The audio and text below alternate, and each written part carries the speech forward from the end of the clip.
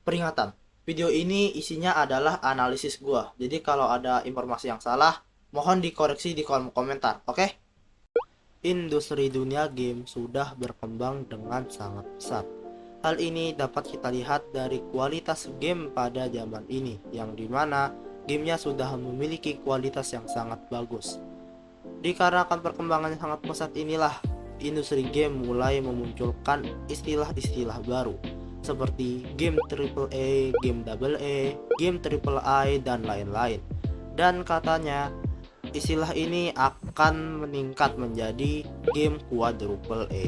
Jadi di video ini gua akan membahas arti atau makna dari istilah-istilah tersebut. Jadi untuk itu mari kita bahas game.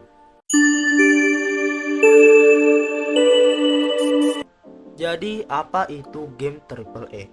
Kebanyakan orang menganggap kalau game yang masuk dalam kategori triple A adalah game dengan grafik yang di atas rata-rata atau grafiknya sudah sangat ciamik banget. Sedangkan untuk double A sendiri adalah versi lebih rendahnya dari game triple A. Pernyataan itu nggak salah, tapi juga nggak sepenuhnya benar. Triple A dapat juga gue artikan sebagai nilai yang dimiliki pada sebuah game. Dan tentu saja nilai ini bukan hanya pada grafiknya saja. Istilah triple A sebenarnya berasal dari sektor finansial kredit yang akhirnya malah terus merambat ke sektor lain. Di dunia perfilman ada juga istilah untuk triple A ini. Biasanya istilah ini diberikan ketika sebuah film memiliki biaya produksi yang sangat tinggi. Namun istilah ini sangat jarang digunakan, bahkan semakin lama istilah ini malah semakin ditinggalkan lagi, sampai tidak digunakan lagi dan diganti menjadi blockbuster atau box office hit. Tapi berbeda dengan dunia game, yang dimana istilah ini malah semakin dikembangkan lagi. Bahkan istilah ini sudah digunakan dari tahun 90-an dan istilahnya akan semakin berkembang lagi ke quadruple A. Game pertama yang mendapatkan istilah triple A ini adalah game Final Fantasy VII yang rilis pada bulan September tahun 1997 di konsol PS1. Istilah ini baru sering digunakan pada game PS3 dan Xbox 360, yang dimana game itu sudah mendapatkan peningkatan grafik yang mendekati realistis pada masanya, seperti contoh Assassin's Creed dan GTA 5. Meskipun sudah mendapatkan peningkatan grafik yang gila pada masa itu, masih ada saja orang yang memaknai game AAA adalah game dengan grafik sekelas game PS5 atau Xbox Series. Dan ketika mereka melihat game kelas bawah dengan grafik yang kurang, sudah tidak dianggap lagi sebagai game AAA lagi. Sudah sangat jelas jika kita bandingkan antara game Final Fantasy VII dengan game-game PS5, grafiknya sangat-sangat jauh berbeda sekali. Tapi hal ini bukan berarti bahwa game Final Fantasy VII sudah tidak termasuk game AAA lagi.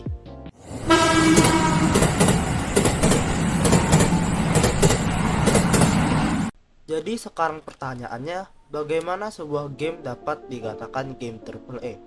Jadi mari kita bahas, apa saja hal yang dapat membuat sebuah game mendapatkan istilah AAA. Sebenarnya tidak ada kriteria pasti yang dapat menjadi titik acuan untuk penilaian ini. Namun gua akan mengambil penilaian dari dua sumber, yakni dari Bang Rixfly ID dari videonya yang ini dan web Tiny Hydra. Sebenarnya kriteria penilaian mereka berdua tidak jauh berbeda. Namun untuk web Tiny Hydra kriterianya lebih lengkap jika dibandingkan dengan Bang Rixfly ID. Tapi kita akan tetap bahas keduanya.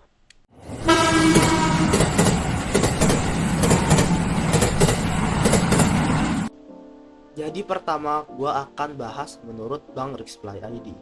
Jika menurut Bang Rixfly, sebuah game dapat disebut AAA apabila mendapatkan ketiga penilaian A tersebut.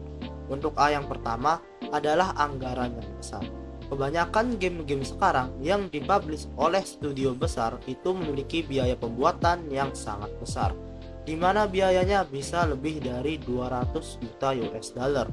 Dengan biaya sebanyak itu sudah jelas dapat menyimbangi atau bahkan melebihi standar dari biaya pembuatan sebuah film. Belum lagi jika dihitung biaya marketing atau pemasarannya. Dan apabila kita tambah lagi dengan biaya pengembangan seperti update atau juga DLC, biayanya akan semakin besar lagi. Contohnya saja seperti game RDR 2 yang biaya produksinya sebesar 500 juta US dollar atau lebih dari 2 triliun rupiah. Dan yang kedua adalah seberapa banyak resource yang digunakan pada sebuah game. Yang dimaksud dengan resource di sini adalah teknologi atau perangkat yang digunakan. Hal ini sebenarnya dapat disesuaikan dengan seberapa besar tim pengembangnya. Semakin besar tim pengembangnya, maka biasanya resource yang digunakan juga akan semakin banyak. Contohnya saja seperti Rockstar Game, Square Enix, Valve, dan masih banyak lagi. Tapi bukan berarti tim pengembang yang kecil atau indie dev tidak dapat masuk ke kategori ini. Karena bisa saja tim pengembangnya kecil tapi menggunakan banyak resource. Dan kategori ini cukup mempengaruhi grafik karena semakin banyak resource yang digunakan, maka bisa juga grafik gamenya akan semakin realistis.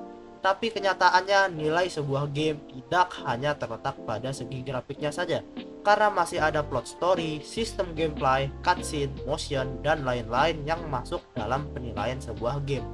Dan untuk membuat semua itu dibutuhkan resource yang sangat banyak. Karena percuma aja jika sebuah game memiliki grafik yang sangat gila tapi sisanya sampah. Contohnya saja seperti Call of Duty Modern Warfare 3 yang dimana grafiknya sangat bagus tapi storynya ampas. Dan yang terakhir adalah lama waktu yang dibutuhkan untuk membuat sebuah game. Karena semakin berkembangnya game, waktu yang dibutuhkan untuk membuat game itu juga semakin banyak. Yang awalnya cuma 2 tahun, meningkat jadi 3 tahun, jadi 4 tahun, 5 tahun, dan seterusnya. Bahkan untuk game RDR 2 saja memerlukan waktu 7-8 tahun untuk pembuatan gamenya. Padahal game itu digarap oleh Rockstar Game. Dan jika dibandingkan RDR 2 dengan San Andreas, itu memiliki waktu pengembangan yang sangat berbeda, di mana GTA hanya perlu waktu 2 tahun saja untuk masa pembuatannya. Dan apabila kita tambahkan juga waktu untuk perbaikan, penambahan konten, tentu saja waktu yang dibutuhkan juga akan semakin lama. Itu semua sudah melampaui waktu pembuatan sebuah film movie yang biasanya hanya perlu waktu 2 tahun saja untuk pembuatannya. Dan ketiga hal inilah yang membuat sebuah game dapat dikatakan menjadi AAA. Jika kita tarik waktu kembali ke game Final Fantasy 7 yang merupakan game pertama kali mendapatkan judul AAA, game ini mengeluarkan biaya produksi sebesar 46 juta US dollar atau 700 miliar rupiah. Tentu saja, untuk masanya itu sudah sangat besar. Game ini juga digarap oleh studio yang besar, yakni Square Enix. Tentu saja, resource yang digunakan akan jauh lebih banyak jika dibandingkan game lain pada masa itu. Dan yang terakhir adalah masa pengembangannya yang sampai menyentuh 3 tahun. Sedangkan untuk seri Final Fantasy kelima dan keenam saja hanya perlu waktu 1 tahun untuk produksinya. Tentu saja hal itu menjadi waktu yang sangat lama pada masanya. Hal inilah yang menjadikan game ini sebagai game AAA pertama. Selanjutnya ada istilah di bawahnya, yakni game AA dan juga game indie. Game AA dapat kita maknai jika satu dari 3 makna triple hilang satu, maka game tersebut bisa kita sebut sebagai AA. Tapi umumnya game AA adalah game yang dibuat oleh studio yang kecil, tapi dipublish oleh studio yang besar. Dan tentu saja dengan biaya yang digunakan juga akan lebih sedikit dari game AAA. Contohnya saja seperti game Call of the Lamb. Game ini dikerjakan oleh studio Massive Monster yang lebih ke indie dev, tapi dipublish oleh studio developer digital yang termasuk studio besar. Tentu saja hal ini membantu dalam pembiayaan dan juga resource-nya, yang membuat game ini memiliki kualitas yang lebih jika dibandingkan dengan indie games. Dan juga orang-orang biasanya lebih mengingat developer digitalnya jika dibandingkan dengan Massive Monster itu sendiri. Setelah game AA, ada juga indie games yang tentu saja datang dari indie dev atau independent dev seperti Massive Monster tapi lebih kecil lagi. Biasanya timnya tuh cuma terdiri dari 5-10 orang doang, ditemani dengan biaya yang kecil juga. Jadi biasanya gamenya nggak terlalu kompleks tapi malah simple. Tapi indie games justru memberikan warna baru pada dunia game di zaman sekarang ini. Dapat dikatakan juga kalau game indie dapat lebih bagus jika dibandingkan dengan game AAA. Karena konsep dari game AAA yang gitu-gitu aja suka bikin bosan. Sedangkan game indie yang simple itu berani memberikan hal yang berbeda, seperti style art, story, dan juga sistem gameplay yang berbeda. Jadi kurang lebih itulah yang gua dapat dari Bang Rexplay ID. Selanjutnya, mari kita bahas berdasarkan web Tiny Hydra.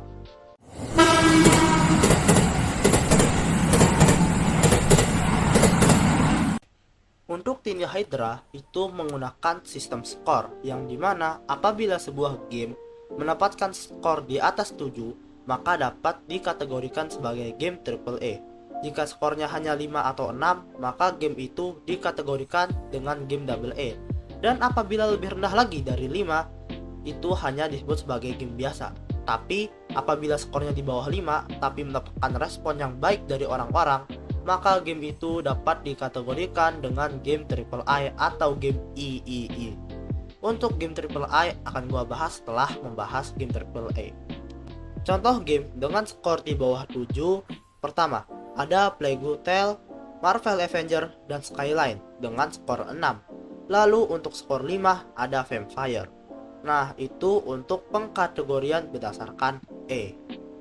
Untuk game ini sendiri memiliki istilah dan syarat yang agak berbeda. Untuk istilahnya adalah AAA. Sebuah game dapat dikatakan AAA apabila game tersebut mendapatkan skor di bawah 5 berdasarkan penilaian tadi, tapi mendapatkan respon yang baik dan memenuhi syarat game AAA. Untuk syaratnya seperti berikut. Baca sendiri ya. Tapi biasanya game AAA dikatakan lebih bagus daripada game AA. Dikarenakan kualitas dari game AAA itu sendiri memang lebih daripada game AA. Contohnya jika kita bandingkan game Marvel's Avenger yang merupakan game AA dengan game Hyper Light Driver yang merupakan game AAA, dapat dilihat kalau game Hyper Light Driver lebih baik dibandingkan game Marvel, meskipun dengan grafik pixel.